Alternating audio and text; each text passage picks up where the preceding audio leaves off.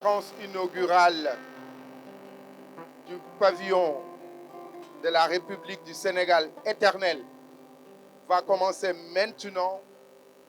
Nous avons l'honneur d'avoir le représentant du ministre de l'Enseignement supérieur, de la Recherche et de l'Innovation avec nous, représentant le ministre et le gouvernement du Sénégal. Nous avons ici à Genève la diplomatie.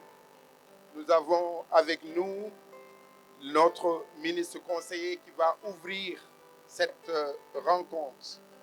Monsieur le ministre conseiller, on est chez vous, on est chez nous, donc on vous laisse nous donner le signal, s'il vous plaît. Voilà. Merci beaucoup, cher doyen M. Ndoye. Donc, je me présente, je m'appelle Nongo Nyamba. Je suis premier conseiller et chargé d'affaires AI de la mission permanente du Sénégal à Genève et de l'ambassade du Sénégal à la Confédération suisse. Donc, nous remercions l'ensemble des participants pour votre diligence à venir à cette manifestation. Nous remercions aussi la conférencière qui, à la suite de ces discours, va nous parler d'un sujet d'une grande importance pour le pays et pour l'actualité mondiale. Et nous tenons aussi à remercier l'ensemble des inventeurs qui sont ici présents avec nous. C'est un grand honneur pour moi aujourd'hui et pour notre pays de se retrouver ici au 50e salon d'invention de Genève, où pour une première fois, nous avons le Sénégal en tant que délégation au pays qui est venu avec une très forte délégation composée de 12 inventeurs dans différents domaines. Et je pense qu'à la suite de cette conférence, en visitant les stands, vous pourrez vous-même vous en rendre compte. Et à la tête de cette délégation, nous avons le professeur Amidou Dat à ma gauche, qui est le directeur de l'enseignement supérieur, de la recherche et de l'innovation, qui représente M. le ministre, empêché, qui aurait aimé soit être là et qui, de bout à bout, a piloté de main de maître toute cette manifestation à ce jour. Vraiment, nous tenons à vous remercier et à être très satisfaits de votre présence ici et remercier toutes les personnes qui, de loin ou de près, ont fait des efforts afin que ce salon soit une réussite. Et je vais terminer en vous disant qu'à la suite de cette conférence et tout au long du salon, il y aura d'autres panels qui, chaque jour, dans l'après-midi, au niveau du centre du Sénégal, pour encore traiter des thèmes assez importants. Et last but not least, il faut remercier Gingembre Littéraire qui est là, qui est notre patrimoine à nous tous. Et toutes nos félicitations et bonne séance à vous tous. Et il ne faut pas oublier aussi qu'à côté, pour nos compatriotes qui ont des difficultés des fois pour se rendre à la mission pour avoir des documents consulaires, la mission a initié cette fois-ci en amenant un bureau consulaire au niveau du salon. Et durant les 5 jours, toute personne qui a besoin d'informations ou bien d'une carte consulaire pourra se rapprocher de la personne qui est sur place. Donc sans tarder, je vais laisser la parole à M. Dat, directeur de l'enseignement supérieur de la recherche et de l'innovation, pour son mot de bienvenue. Je vous remercie.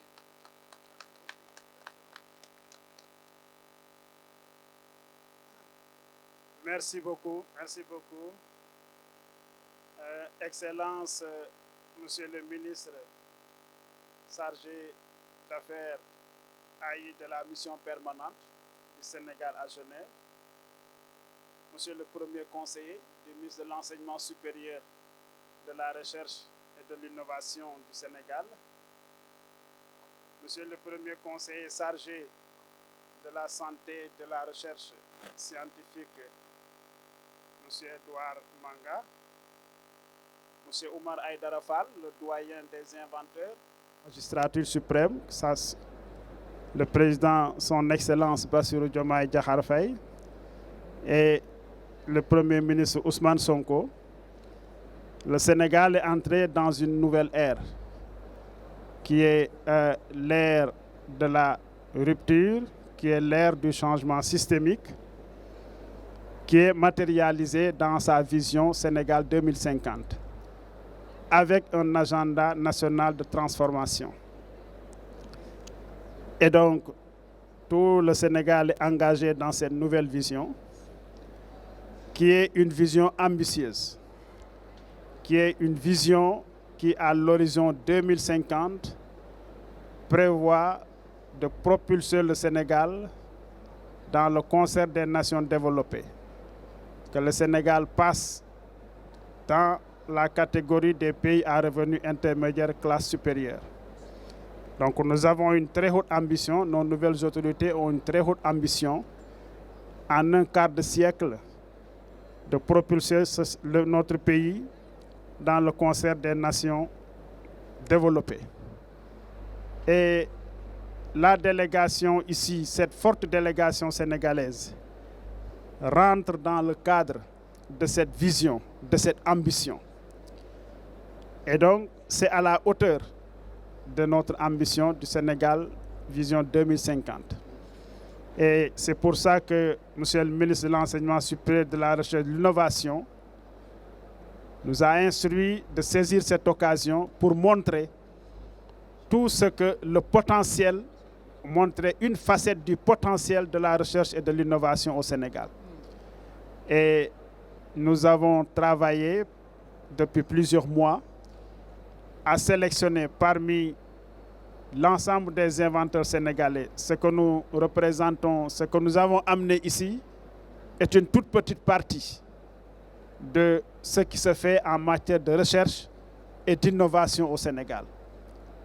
Mais nous en avons choisi une douzaine qui sont venus pour montrer à la face du monde ce que nos innovateurs font. Et vous avez sans doute visité les stands, quelques-uns des stands. Et nous avons des inventions dans les grands secteurs.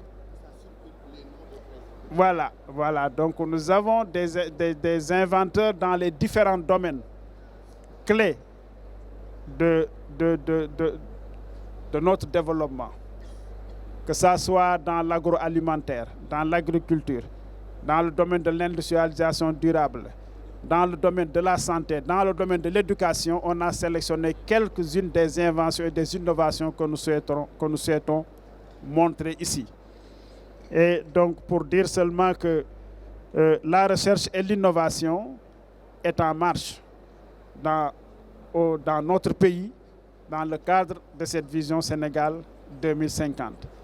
Donc, je voudrais, pour ne pas être trop long, en tout cas dire ces quelques mots, que nous saisissons cette occasion encore une fois pour remercier toute la mission sénégalaise ici présente pour son implication pour la réussite de la participation sénégalaise et remercier encore une fois tous les organisateurs de ce salon, de l'honneur qui nous a été fait aussi d'avoir une place privilégiée dans évidemment la cérémonie d'ouverture du salon de tout à l'heure. Donc tout cela, c'est un honneur qui est fait pour notre pays. Voilà, Excellence, les quelques mots que je voulais dire encore une fois. Je vous remercie de votre attention. Merci beaucoup. Merci, nous remercions les autorités pour ces mots d'introduction très importants parce qu'il faut savoir pourquoi nous sommes ici. Nous sommes ici parce que le Sénégal est présent à ce demi-siècle du Salon de Genève sur les inventions. Et nous sommes, nous dit-on, le seul pays africain à avoir son pavillon. C'est historique, c'est inédit. Merci au gouvernement du Sénégal pour cet intérêt. Donc nous pouvons vous laisser rejoindre. Comme ça, nous allons appeler notre conférencière, Madame Anne-Cécile Robert. Madame Anne-Cécile Robert a fait le déplacement depuis Paris ce matin. Elle est venue exclusivement pour cette conférence et rentre après sur Paris. Voilà, merci Anne-Cécile aussi. Donc nous allons sans tarder commencer la deuxième partie de cette conférence qui est enregistrée. On était en train de le voir en direct. J'espère que tout très bien. Et on nous informe aussi que le ministère de l'Enseignement supérieur, de la Recherche et de l'Innovation n'a ménagé aucun effort pour que la télévision nationale du Sénégal puisse transmettre cette conférence à partir de demain. Mais aussi tous les ateliers des intervenants. Donc nous demandons aux intervenants de nous rejoindre, les créateurs. Et comme vous le voyez, on ne triche en rien. Nous sommes ici pour mettre en valeur la recherche et l'innovation des Sénégalaises et des Sénégalais. Et là, toutes les personnalités, les 12 créateurs qui ont été choisis sur la base d'un concours, vous voyez leurs noms sont en train de défiler. Merci beaucoup aussi à notre partenaire Palexpo, la mission de la République du Sénégal. Anne-Cécile, notre thématique, elle est intéressante parce que parler de la nouvelle géopolitique internationale, mettre l'angle sur l'innovation, sur un métier aussi qui s'appelle le journalisme, qui est aussi aujourd'hui interpellé par les innovations. Nous voyons aujourd'hui l'émergence ou l'influence grandissante, par exemple, de l'intelligence artificielle. Est-ce qu'aujourd'hui, au XXIe siècle, on a besoin d'un journaliste? Voilà. On sait aussi qu'on n'a pas besoin de dire son nom pour respecter les diplomates qui sont ici, mais la nouvelle géopolitique mondiale est marquée par la présence, moi je peux le dire parce que là, je suis là en tant que journaliste, la présence d'une nouveauté du côté américain.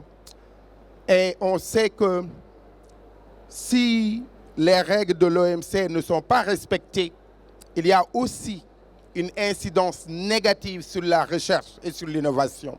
Si aujourd'hui les scientifiques ne peuvent plus voyager aux États-Unis, ça pose un problème. Si aussi les Américains ne peuvent plus voyager ailleurs parce que nous, autres pays, que l'on soit européens ou africains, on envoie le même veto que le président américain met sur la science, donc il n'y a plus de liberté de création. Et là où l'imagination créatrice n'existe plus, il n'y a plus de vie humaine.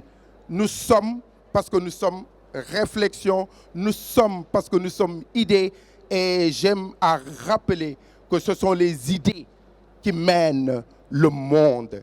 Et aussi, tout ce qui est créé au Sénégal par nos créatrices et nos créateurs, aux États-Unis, en France, en Suisse ou ailleurs, c'est une création humaine.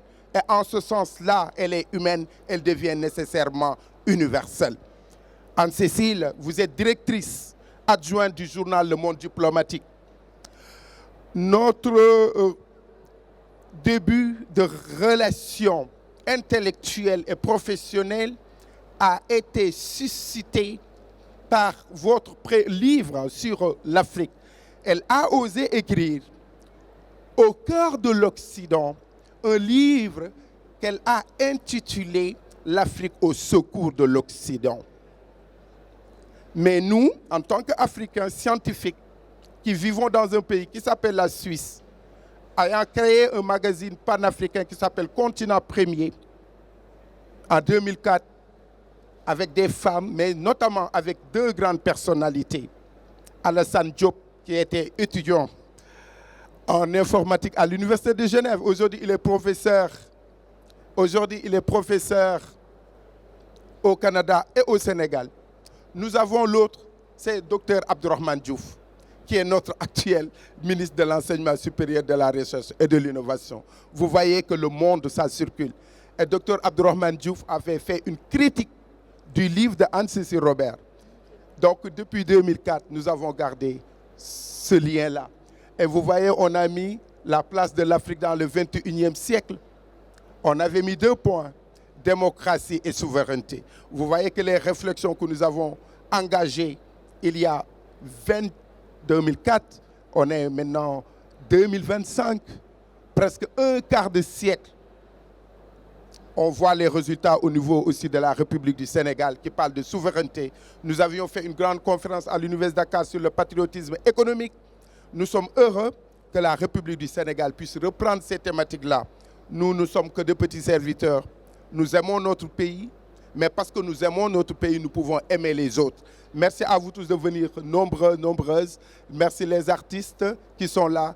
Alors je donne la parole sans tarder à Madame Anne-Cécile Robert, parce qu'aussi elle a un avion à prendre plus tard. Merci Anne-Cécile. Voilà. Merci beaucoup. Bonjour, bonjour. Merci beaucoup pour cette invitation. Je voudrais évidemment d'abord saluer les représentants de la République du Sénégal. un pays qui m'est cher et puis qui, on peut le dire quand même, hein, éclaire en ce moment le monde grâce à sa démocratie et à sa vitalité.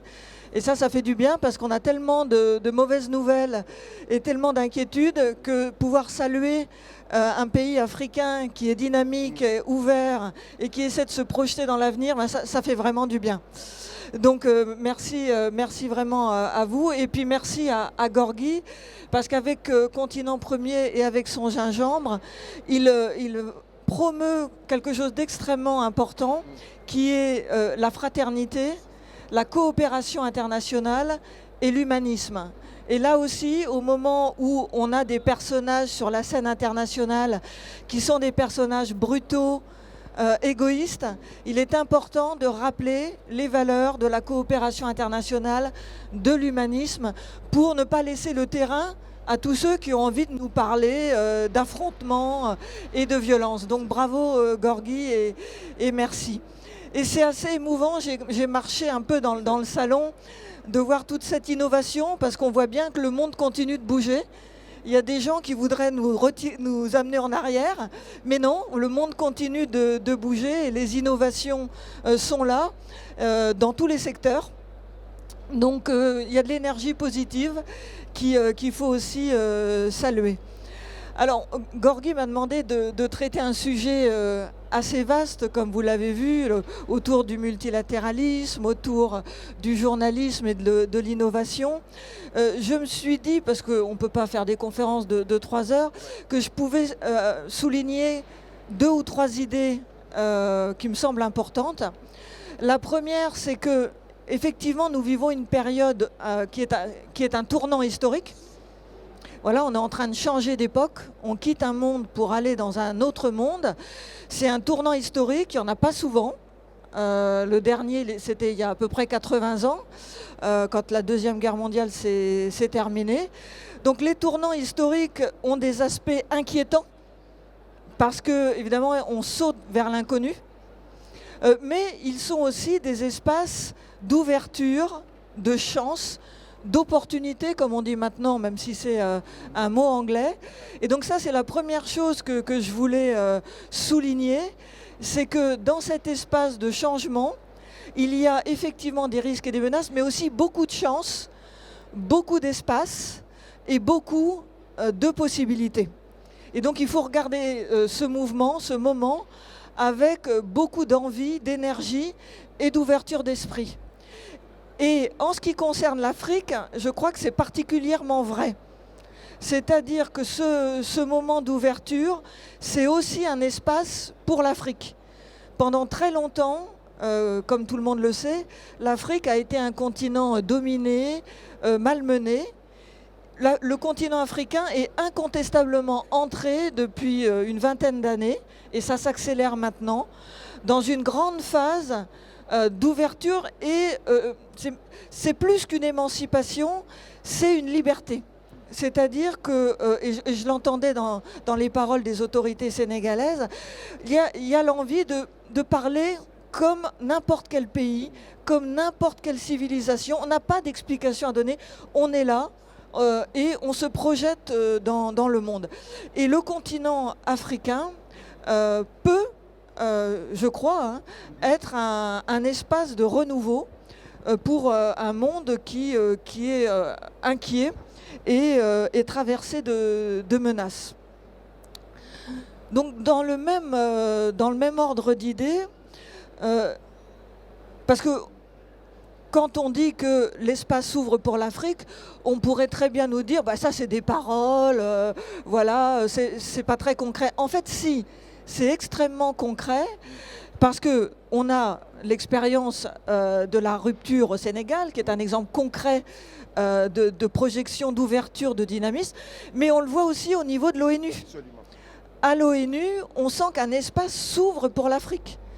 Ça fait des années, par exemple, qu'on parle de donner une place plus grande au continent africain, au Conseil de sécurité de l'ONU. Eh bien, ça y est, on commence à y aller. L'Union africaine a pris une position très ferme, avec l'idée que le continent africain doit avoir 2 sièges permanents au Conseil de sécurité, et cette position commence à être entendue aujourd'hui. C'est-à-dire que les diplomates européens, même dans l'administration américaine, ont dit, bon, d'accord, c'est vrai, cette fois, il faut que l'Afrique ait sa place au Conseil de sécurité et qu'elle ait ses 2 sièges. Donc cette idée-là, qui a longtemps été une idée en l'air, elle est en train de se concrétiser. La chose la plus difficile sur laquelle il faudra qu'on continue, Gorgui, à faire pression, c'est bien sûr que ces sièges de membres permanents, ils soient dotés du fameux droit de veto. Parce que là, évidemment, on veut bien donner des sièges de membres permanents, mais le droit de veto, les 5 pays qui l'ont, ils veulent le conserver pour eux. Donc là, il va falloir faire pression pour que ces sièges de membres permanents soient dotés de ce fameux droit de veto et que l'Afrique puisse parler pour elle-même. Parce que là, on est dans une situation complètement aberrante où l'ONU, ce qu'on appelle la communauté internationale, intervient sans arrêt en Afrique et les Africains n'ont pas les moyens de contrôler ce qui se passe. Il y a 5 opérations de maintien de la paix sur 10 qui ont lieu en Afrique et les Africains ne peuvent pas imposer leur conception des opérations de maintien de la paix. Ça ne va pas. Les programmes de développement du Fonds monétaire international, de la Banque mondiale, interviennent en Afrique et tout ça, c'est décidé par des Occidentaux. Donc ces situations-là ne sont plus possibles. Mais là aussi, les choses bougent. Pourquoi les choses bougent? Parce que depuis 1 an, l'ONU a accepté que les opérations de maintien de la paix soient codécidées avec l'Union africaine et cofinancées, c'est-à-dire que l'ONU a accepté de financer à 60% les opérations de maintien de la paix qui seraient gérées par l'Union africaine. Ça y est, c'est une décision. Donc le pouvoir est en train de passer vers l'Afrique. Et tout le défi maintenant, c'est pour l'Union africaine et les pays africains de s'emparer de ce pouvoir pour définir leur vision de la paix, leur vision du maintien de la paix. Parce qu'on a vu dans la période récente que, par exemple au Sahel, on décidait d'opérations de maintien de la paix sans demander leur avis aux pays du Sahel. Et après, on s'étonne que ça ne marche pas. Bon. Et notamment la MINUSMA, l'opération de l'ONU, de maintien de la paix de l'ONU au Mali, a été décidée depuis New York et on n'a pas écouté les représentants africains.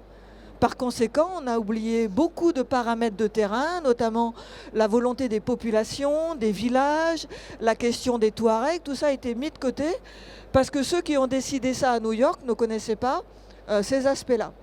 Et donc, on est en train de faire bouger ça très concrètement avec un nouveau partage de pouvoir entre le Conseil de sécurité de l'ONU et le Conseil paix et sécurité de l'Union africaine.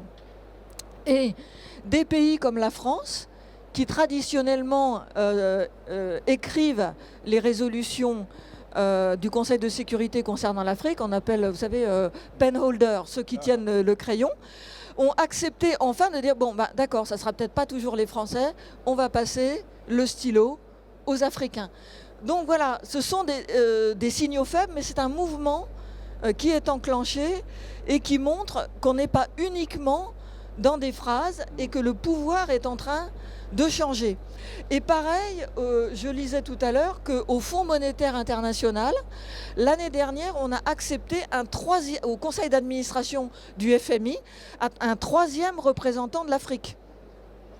Donc ça veut dire que la pression des pays africains a porté, puisque le Fonds monétaire a accepté qu'il y ait un plus de poids, si vous voulez, de l'Afrique dans son conseil d'administration. Donc voilà des signes qui bougent, qui montrent que ça bouge et que les rapports de force sont vraiment en train de changer.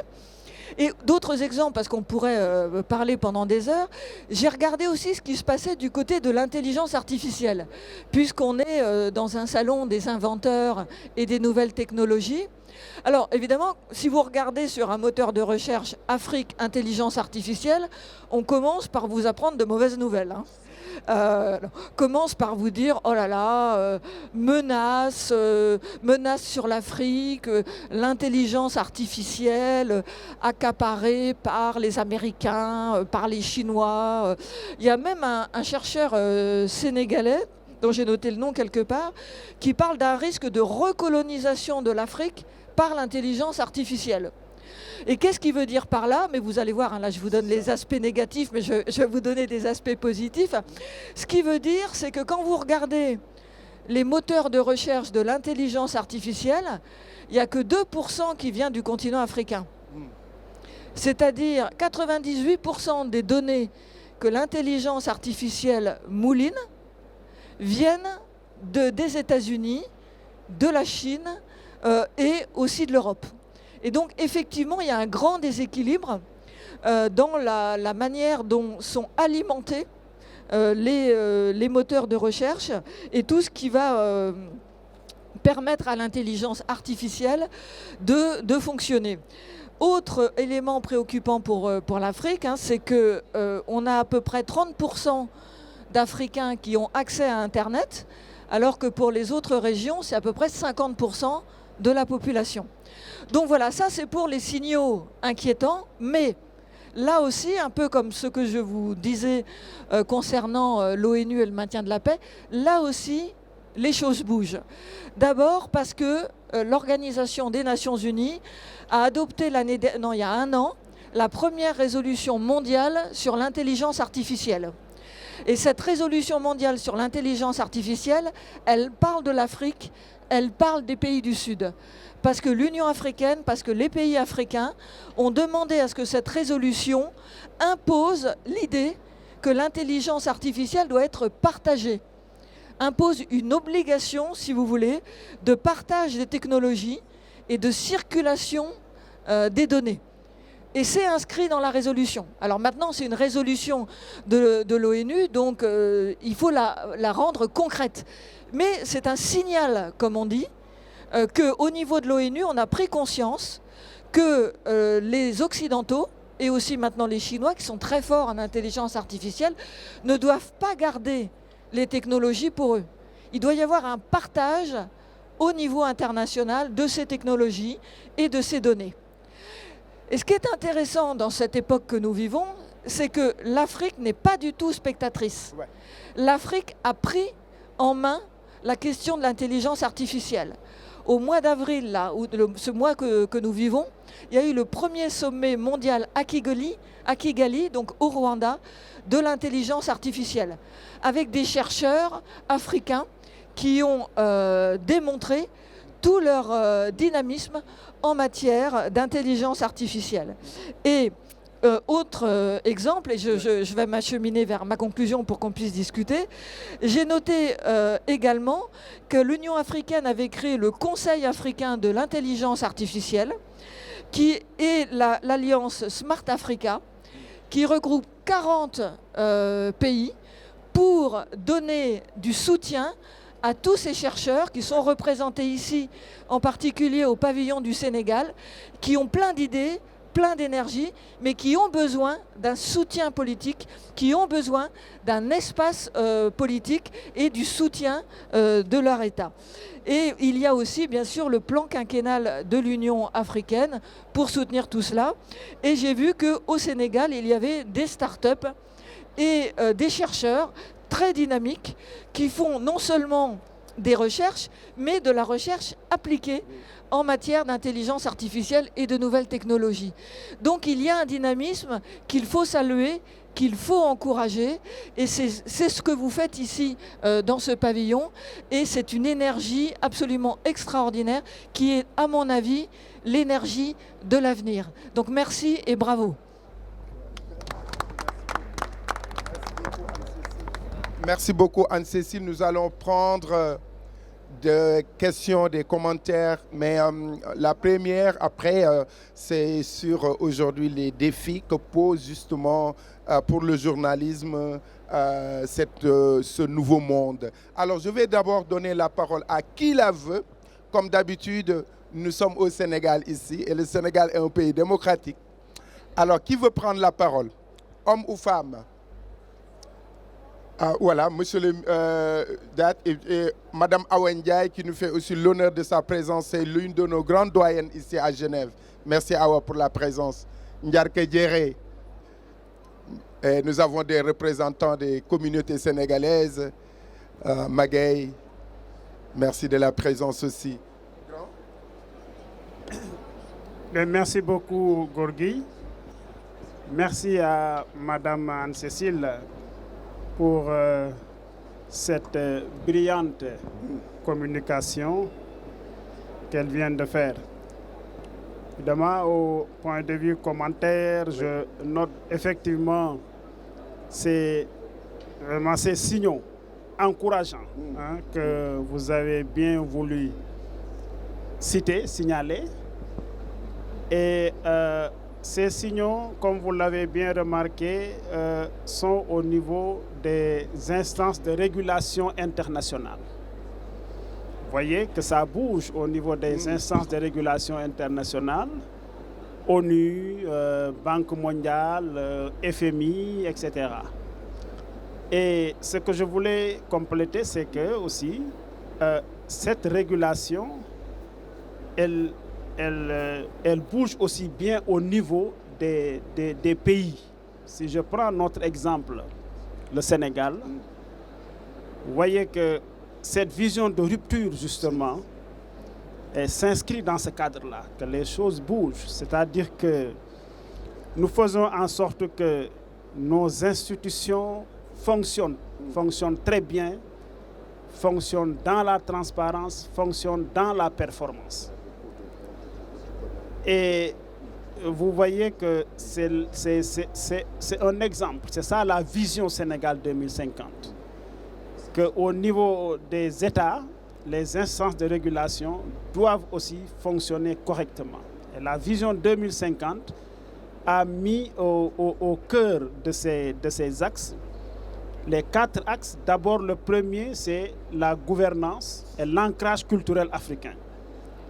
La bonne gouvernance, les institutions fonctionnent correctement et qu'il y ait la transparence, une très bonne gestion des finances publiques. Le Sénégal est dans ça. Et le second axe, c'est sur l'aménagement du territoire, c'est la vision 2050. Le troisième axe, c'est sur le capital humain et l'équité sociale. Et le dernier axe, c'est sur cette économie compétitive et une économie prospère et compétitive qui tient sa place dans le monde. Et ce qui est encourageant, c'est que la recherche et l'innovation est inscrite dans cet axe. Ça veut dire que dans cette nouvelle vision de Sénégal 2050, la recherche et l'innovation, au-delà de son aspect académique, devra être considérée comme un véritable levier de croissance économique.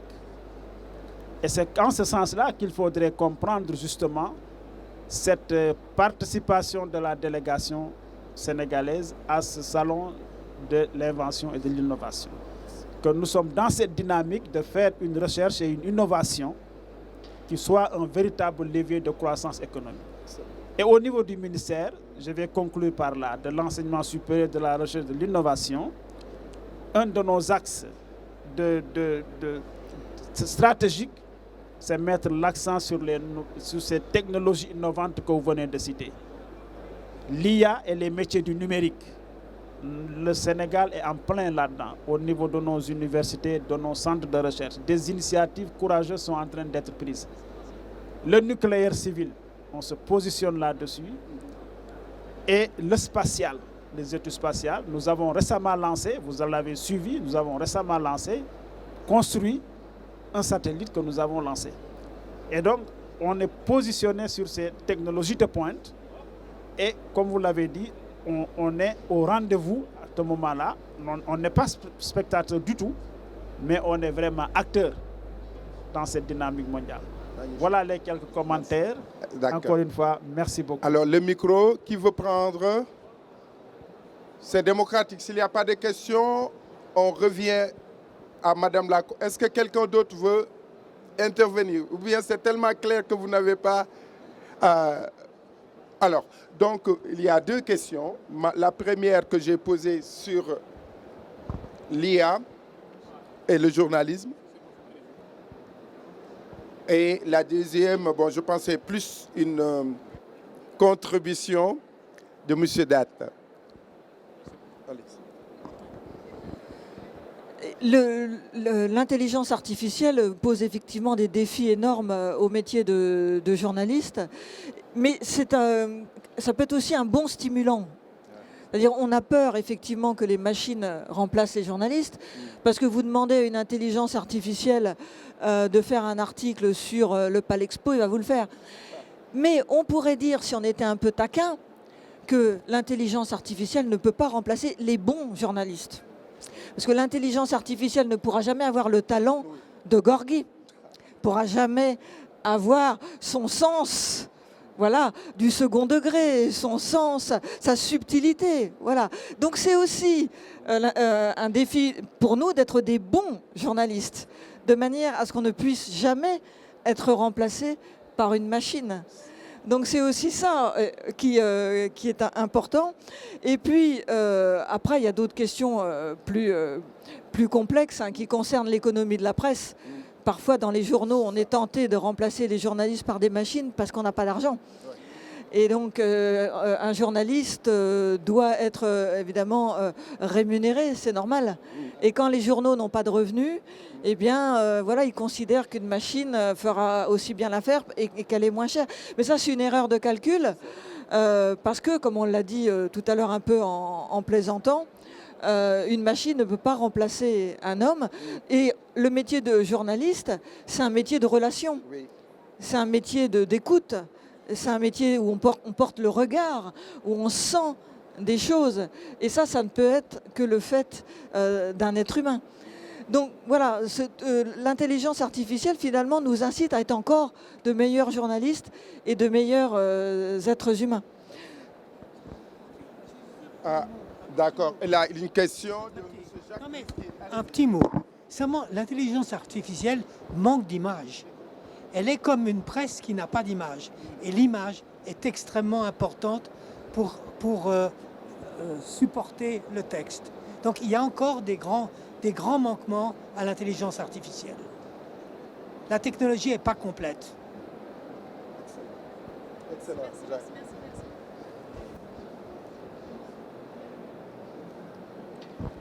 Merci Jacques. Monsieur Jacques Rifkin, qui est ingénieur suisse et qui suit le gingembre littéraire depuis 2012.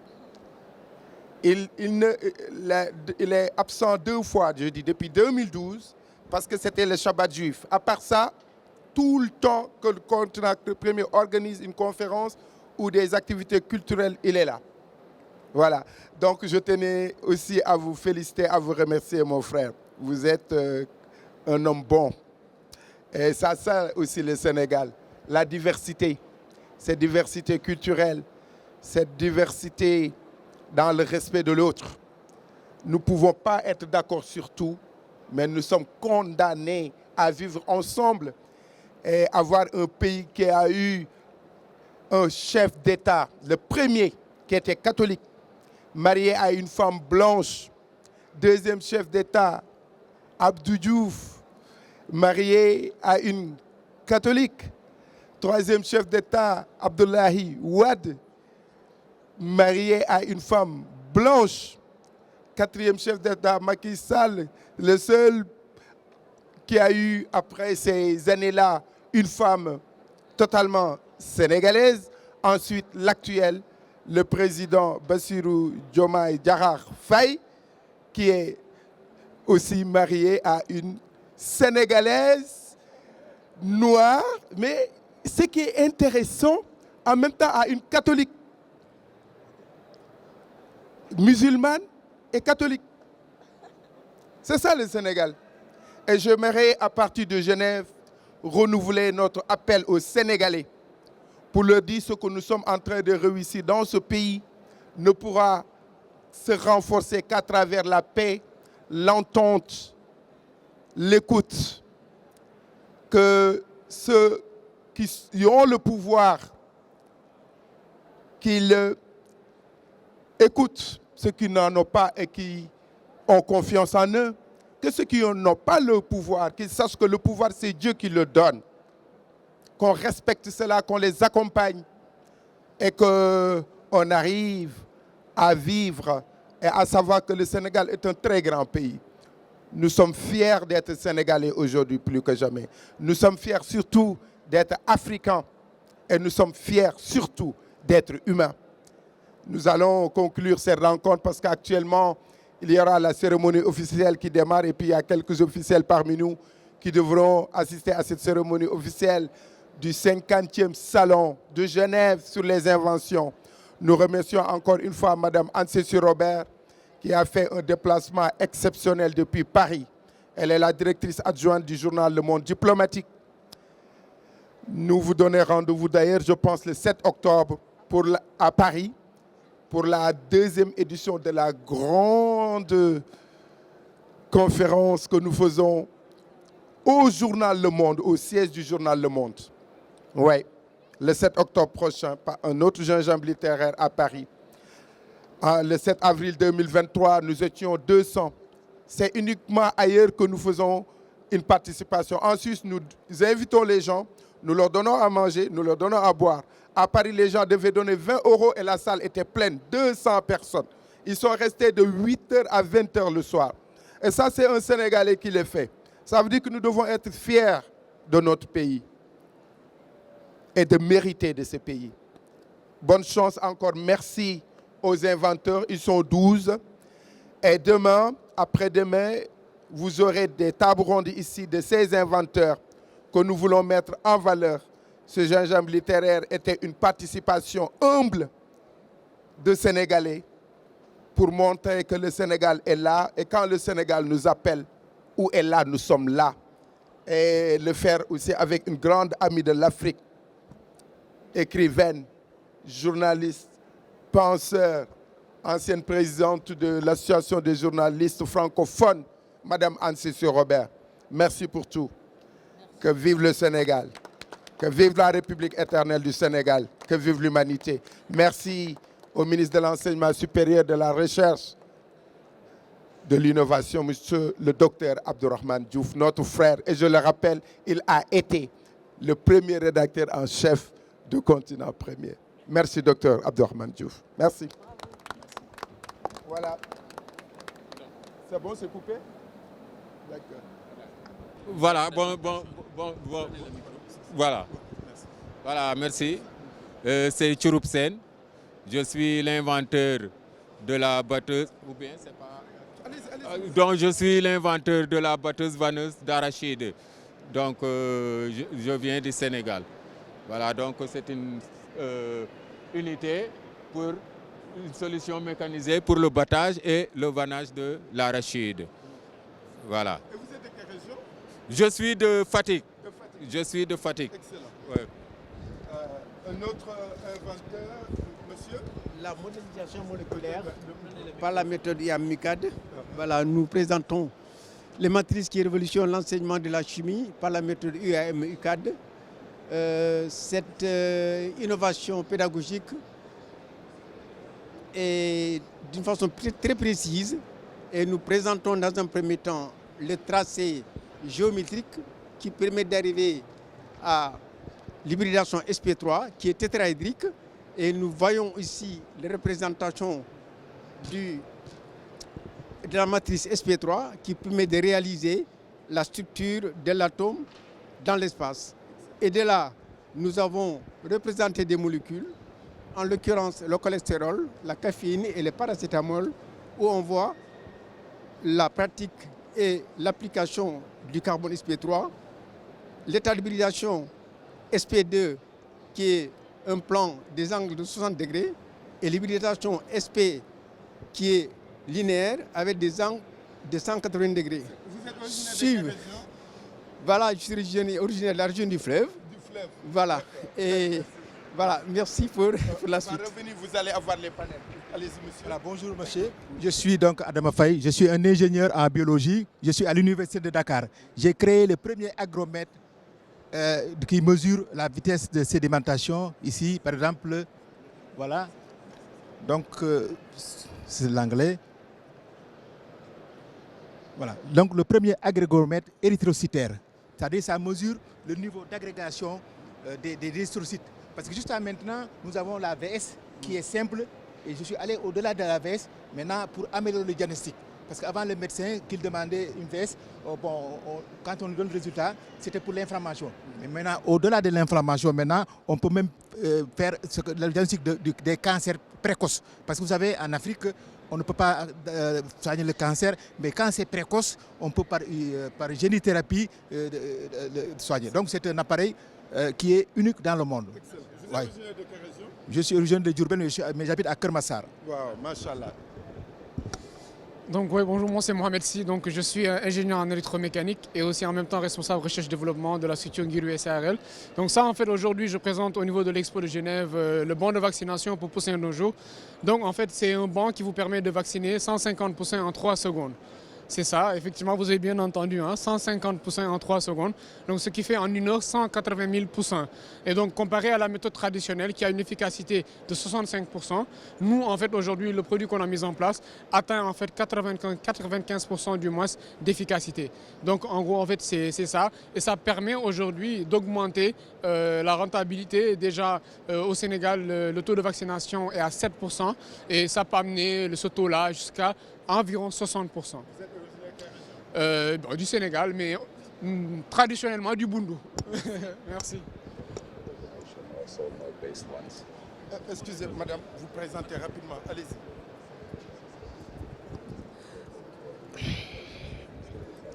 Bonjour, donc là je présente la dépulpeuse raffineuse de Dittar Licas, qui est une machine qui permet de traiter en une seule étape toutes les opérations unitaires de fabrication du Dittar, donc le Détarium sénégalense, qui est un fruit forestier qu'on retrouve au Sénégal, très apprécié par sa teneur en vitamine C. Donc traditionnellement, on utilise un pilon et un mortier pour faire la transformation primaire du fruit, ce qui est très fastidieux, surtout si on veut traiter de grandes quantités de fruits. C'est pour ça que nous avons développé cette technologie-là, qui peut nous permettre d'avoir jusqu'à 400 kg de fruits par heure en une seule étape. Donc là, c'est vraiment une solution locale à un problème local que nous avons dans notre société, sachant que ce sont les groupements de femmes qui s'activent dans ce secteur-là. Excellent. Vous êtes originaire de quelle région? Je suis sénégalaise. Merci. Excusez, monsieur, rapidement, présentez. Une minute. Bonjour, je m'appelle Oumar Aïdara Fall.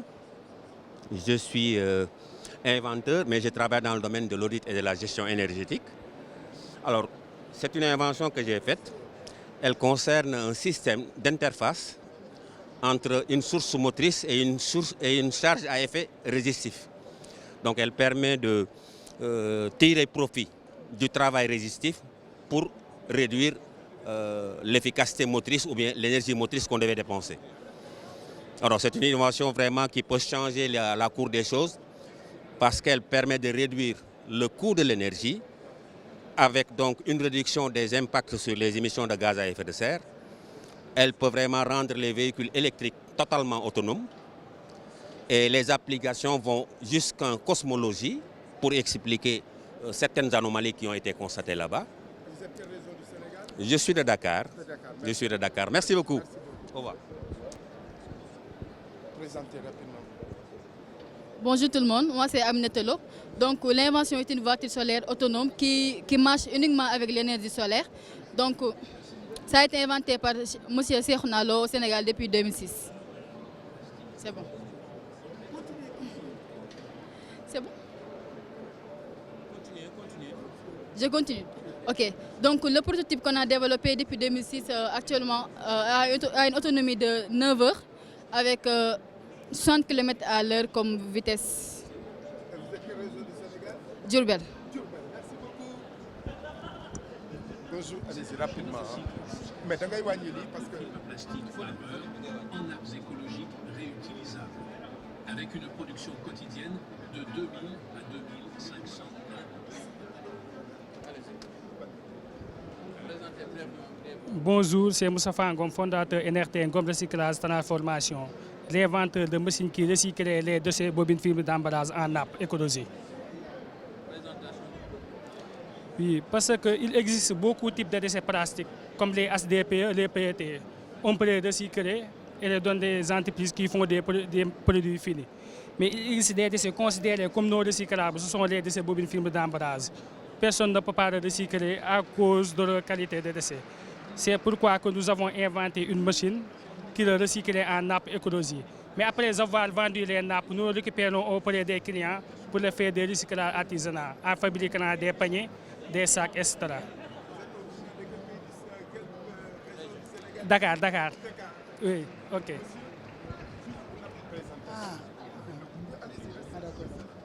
Oui, bonjour. Je suis professeur Djouma Kobor. Nous sommes ici dans le stand où on est en train de vous présenter l'innovation qui s'appelle CPCL. CPCL, comme nom, c'est champ photovoltaïque curviligne et linéaire. Bien sûr, le photovoltaïque, le solaire photovoltaïque, tout le monde le connaît, mais la problématique principale des photovoltaïques, c'est souvent l'espace que ça occupe. Pour, par exemple, 1 hectare, 1 mégawatt crête de photovoltaïque, il vous faut au minimum 2 hectares. Et aujourd'hui, l'ANER a travaillé sur ça pour remplacer cet aspect-là en valorisant les emprises des autoroutes, mais aussi des voies ferrées. C'est ce que vous voyez ici. Voilà. Et ça permet d'économiser jusqu'à 75% des surfaces occupées, contrairement à l'ancien. Bien sûr, je viens de la région de Ziguinchor et Dakar. Bien sûr. Il y a une belle diversité, c'est important. Monsieur, s'il vous plaît. Bref présentation. Et puis, après, bon, présenter sa personne, après le produit rapidement, brièvement. Permettez-moi de démarrer avec un dicton de chez nous, Balanganen Nam Nefa, qui traduit l'importance de la présence avant toute action.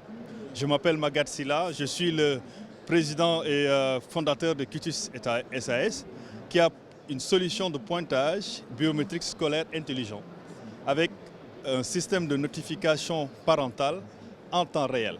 Ce qui veut dire tout simplement que nos algorithmes, si vous voulez, le système de notification parentale de Cutus est basé sur des algorithmes qui modélisent le principe de fonctionnement de la vie scolaire en temps réel.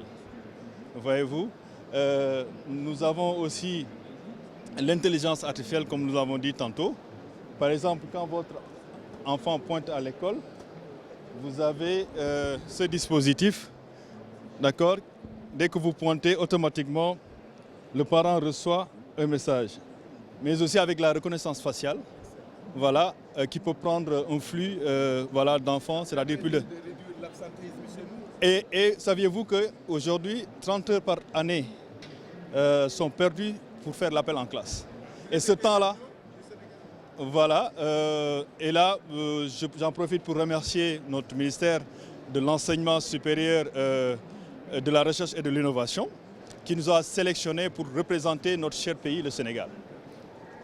Ouais. Bonsoir. Bonsoir, moi c'est Diouf Momo de Moustapha.